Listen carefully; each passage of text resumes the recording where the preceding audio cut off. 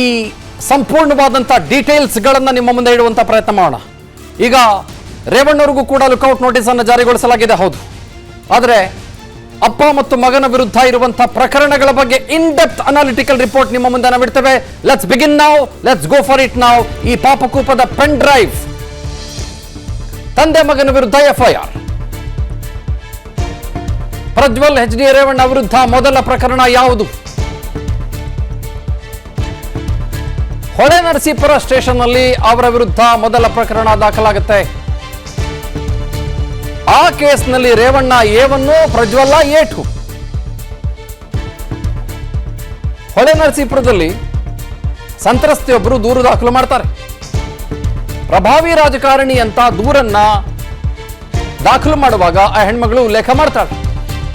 354A, 354D, 506, 509 IPC section. ಈ ಎಲ್ಲ ಸೆಕ್ಷನ್ಗಳ ಅಡಿಯಲ್ಲಿ ಅಪ್ಪ ಮತ್ತು ಮಗನ ವಿರುದ್ಧ ಪ್ರಕರಣ ದಾಖಲಾಗುತ್ತೆ.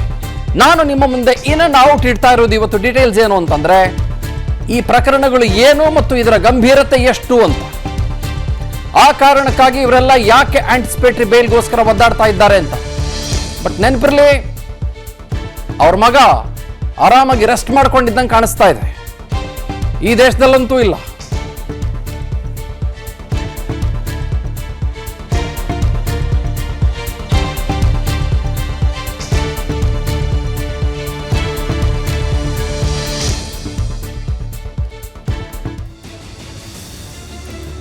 ಈಗ ಆ ಪ್ರಕರಣಗಳು ಯಾವುವು ಮತ್ತು ಯಾಕೆ ಆ ಪ್ರಕರಣದಲ್ಲಿ ಅವರ ಹೆಸರುಗಳು ತಳಕಾಕೊಂಡಿದ್ದಾವೆ? ಲೆಟ್ಸ್ ಗೋ ಫಾರ್ ಇಟ್ ನಾವು.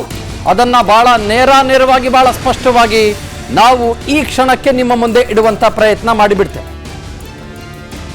ಪ್ರಜ್ವಲ್ ರೇವಣ್ಣ ಕೇಸ್ ನಂಬರ್ 1 ಯಾವ ಸೆಕ್ಷನ್ ಅಡಿ? Section IPC 376 class 2 class N. ಮಹಿಳೆಯ ಮೇಲೆ ನಿರಂತರವಾಗಿ ಅತ್ಯಾಚಾರ ನಡೆಸಿದ್ದಾರೆ.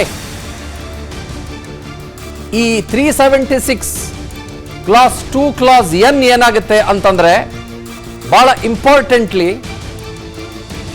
ಈ ಕ್ಲಾಸ್ 2 ಬಂದು ಜನಪ್ರತಿನಿಧಿ ಅಥವಾ ಒಬ್ಬ ಜನನಾಯಕ. 376 ಅತ್ಯಾಚಾರದ ಪ್ರಕರಣ. 376 ಕ್ಲಾಸ್ 2 ಕ್ಲಾಸ್ N ಅಂತಂದ್ರೆ ಒಬ್ಬ ಜನನಾಯಕ, ಉನ್ನತ ಸ್ಥಾನದಲ್ಲಿರುವ ಅಧಿಕಾರಿ, ಒಬ್ಬ ಗವರ್ಮೆಂಟ್ ಸರ್ವೆಂಟ್ ನಿರಂತರವಾಗಿ ಅತ್ಯಾಚಾರ ನಡೆಸಿರೋದು ಅನ್ನುವ ಪ್ರಕರಣ ಪ್ರಜ್ವಲ್ ರೇವಣ್ಣ ಅವರ ವಿರುದ್ಧ ದಾಖಲಾಗಿದೆ.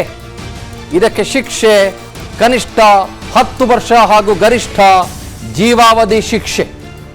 ನೆಕ್ಸ್ಟ್ ಮುಂದಕ್ಕೆ ಹೋಗೋಣ ನಾವಿವಾಗ.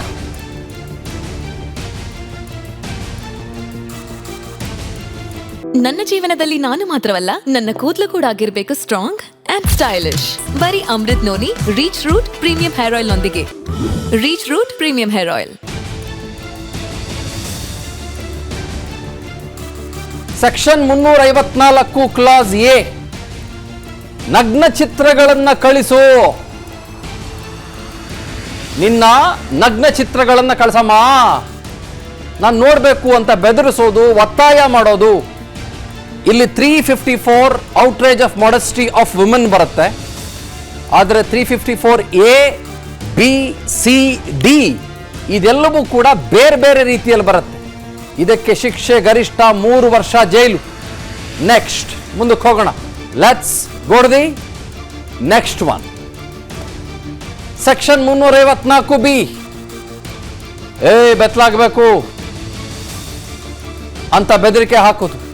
ಗರಿಷ್ಠ 3 ವರ್ಷ ಜೈಲು ಶಿಕ್ಷೆ. ಇದಕ್ಕೆ ಬಹಳ ಬಹಳ ಬಹಳ ಬಹಳ ಸ್ಪಷ್ಟವಾಗಿ ಬರುತ್ತೆ. ಇದರ ಜೊತೆಗೆ ಇದೆಲ್ಲವೂ ಕೂಡ IT ಆಕ್ಟ್ ನಲ್ಲೂ ಕೂಡ ಬರುತ್ತೆ. ಮುಂದಕ್ಕೆ ನಾವು ಈಗ ಹೋಗುವಂತ ಪ್ರಯತ್ನ ಮಾಡೋಣ. Let's go for the next one please.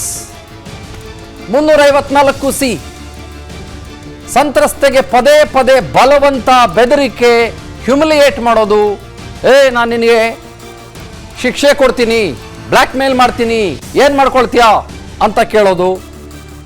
ಅದಕ್ಕೆ ಶಿಕ್ಷೆ 1 ರಿಂದ 5 ವರ್ಷ. IT ಆಕ್ಟ್ ಅಡಿಯಲ್ಲೂ ಕೂಡ FIR ದಾಖಲಾಗುತ್ತೆ. ಬಿಕಾಸ್ ಇಲ್ಲಿ ಮೊಬೈಲ್ ಫೋನು ಮತ್ತೊಂದು ಮಗದೊಂದು ಇದೆಲ್ಲವೂ ಕೂಡ ಸ್ಪಷ್ಟವಾಗಿ ಇರೋದ್ರಿಂದ ನೆಕ್ಸ್ಟ್ ನಾವು ಹೋಗಬೇಕಾಗಿರೋದು ಮುಂದೆ ಇರುವ ಆರೋಪಗಳ ಬಗ್ಗೆ. 354 ಅಂತಂದ್ರೆ ಕೇವಲ ಒಬ್ಬ ಹೆಣ್ಣು ಮಗಳನ್ನ ಕೆಟ್ಟ ದೃಷ್ಟಿಯಲ್ಲಿ ಕಣ್ಸನ್ನೆಯಿಂದ ನೋಡಿದ್ರು ಕೂಡ ಪ್ರಕರಣ ದಾಖಲಾಗುತ್ತೆ, ನೆನಪಿರಲಿ. ಇನ್ನು 354 A, B, C, D ಇದೆಲ್ಲ ಇದೆಯಲ್ಲ, ಮೋರ್ ಹೀನಿಯಸ್ ಕ್ರೈಮ್ಸ್. ಅನುಕ್ಷಣದ ಸುದ್ದಿಗಳಿಗಾಗಿ ವಿಸ್ತಾರ ನ್ಯೂಸ್ ಯೂಟ್ಯೂಬ್ ಚಾನೆಲ್ ಸಬ್ಸ್ಕ್ರೈಬ್ ಮಾಡಿ. ಹೊಸ ಸುದ್ದಿಗಳ ನೋಟಿಫಿಕೇಶನ್ಗಾಗಿ ಬೆಲ್ ಐಕಾನ್ ಕ್ಲಿಕ್ ಮಾಡಿ. ಲೇಟೆಸ್ಟ್ ಅಪ್ಡೇಟ್ಸ್ಗಾಗಿ www.vistaranews.com ವೆಬ್ಸೈಟ್ಗೆ ವಿಸಿಟ್ ಮಾಡಿ. ಅಂಗೈಯಲ್ಲೇ ಜಗತ್ತಿನ ಸುದ್ದಿ ತಿಳಿಯಲು ವಿಸ್ತಾರ ನ್ಯೂಸ್ ಕನ್ನಡ ಆಪ್ ಡೌನ್ಲೋಡ್ ಮಾಡಿ.